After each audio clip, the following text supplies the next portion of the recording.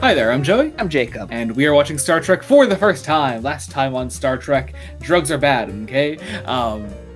Sure, I guess. I suppose it's the moral of that episode. I guess so, but then also, let the junkies suffer, I guess, as well. So who knows? Kind of a mixed bag. Yeah. Anyway, today we're watching an episode called Skin of Evil, which is such a cool title. I love that. That's so cool. Skin of Evil. Okay, that could be a lot of things. Skin of Evil. Yeah, we're gonna see what it's all about. We're gonna get into post-episode thoughts in a second. Be sure to join us then. We're about to watch Skin of Evil. I really hate to start these post-episode thoughts on a joke, but I really wasn't kidding way back when I first compared Yar to Janice, because I guess she's also not gonna be here after the first season. Okay.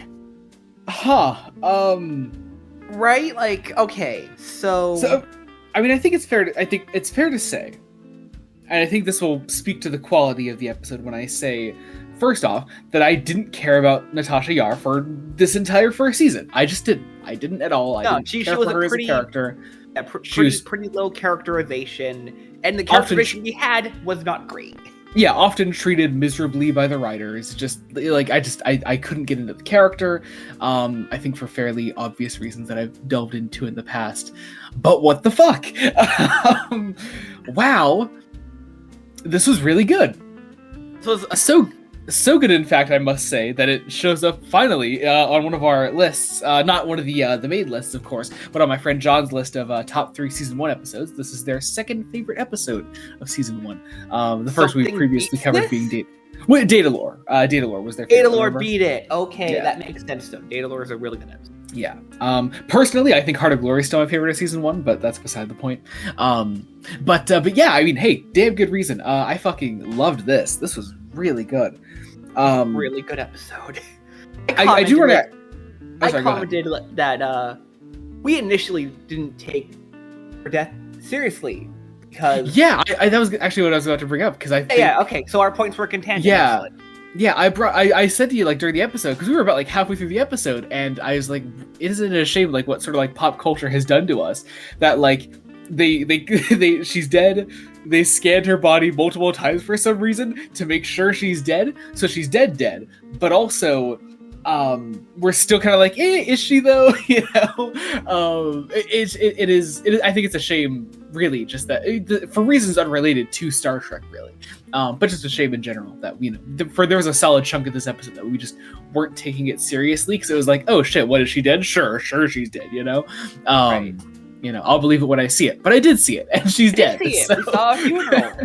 Yeah. I did also, but then the other thing I was going to bring up is there's maybe in the last 20 minutes, this episode really hits you with the serious stick. Yeah, because it's first off, you have kind of a campy villain in the form of Armus.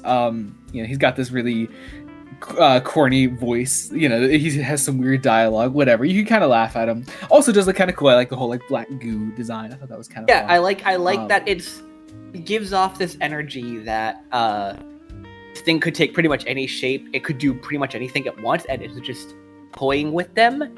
It's also in a way that you cannot fight.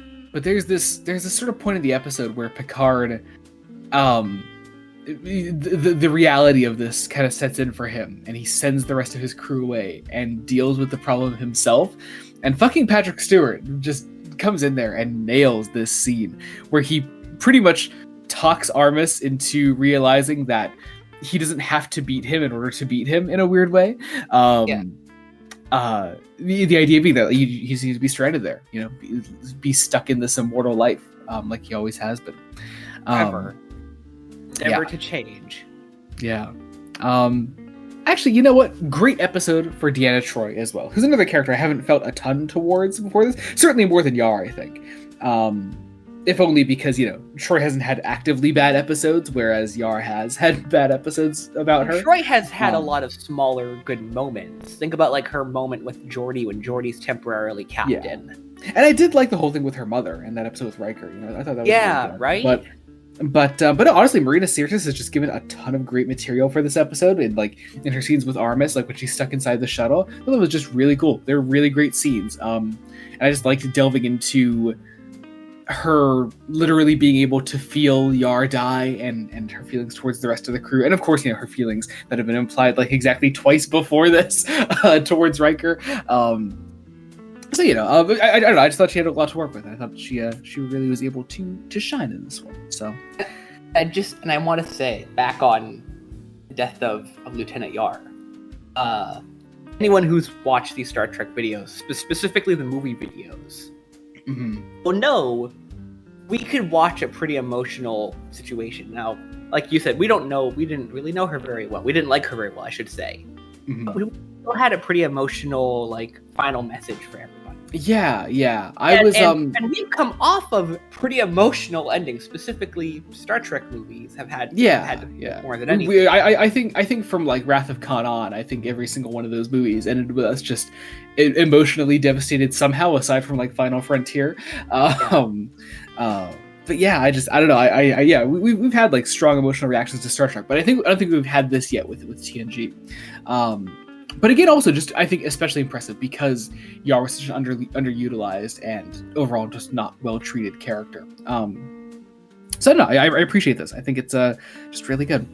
I think we should definitely though talk about that goodbye scene. First off, I did kind of like think it was weird in my head. I was like, are they going to bury her in the holodeck? But no, it's more just a celebration of life than anything.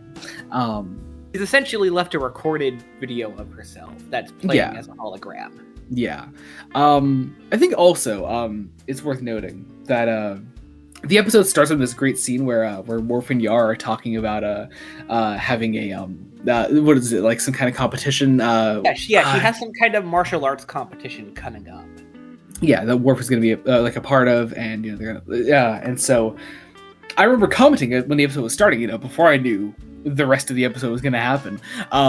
I was like, actually, that's a relationship I kind of wish we saw a bit more of. That we just like kind of like knew, because that's a very specific character dynamic that they have. That's something that like nobody else in the ship can really connect to either Yar or Worf in that way with. In that way, I do think the goodbye speech at the end does miss the mark in one particular moment, and that is that Worf does not get saved for last. I get why Picard is saved for last, but I think because of that connection we saw and because it was emphasized at the start of this episode, I think that should have gotten a bit more of the spotlight, because her final words to Worf were so well put, and there's something so touching about "I hope I die with my eyes wide open." Brilliant, just brilliant stuff. And I did like her words towards the rest of the crew. I liked, saying like, Troi like taught her about femininity, and I thought that was really a really nice touch. I was kind of hoping that she would turn to Data and say, "Data, we fucked," and then just move on. But only she didn't. Two characters in that room to canonically have done so. Exactly. Didn't happen. Whatever. That said, though, Data I thought had a fantastic last moment there. With Picard. Data, as always, has fantastic moments. Yeah, just this idea, this wonderfully human idea of, I can only think of myself in this moment. He's like, did I miss the point? Picard's like, no, you kind of like fucking hit the nail on the head. Just exploring the human condition with Data in that way, I find just fascinating. But holy shit, we still somehow have 3 episodes left in the season. It feels so weird. We're down a major character. Yeah. I mean, we say major character. I think a 9-person crew could have had a cut, and if it was going to happen to anyone, it might as well be Yar. That said, I thought it was a nice emotional send off to her character, for a character that I didn't really care much for. I thought it was a great ending for her, and just a great episode of the show. I do wonder if this is the turning point, because we were told many a time season 1 of TNG isn't great. I wonder if this is it. I wonder if this is the point where they say once the crew sort of gets this kick in the ass, I wonder if that's when it starts to change. Maybe that's possible. I wonder if that's the case, but I guess we'll find out. Transition. We're gonna find out next time. Until when we continue Star Trek Next Generation. Until then, this has been Joey Morgan. I'm Jacob. Goodbye.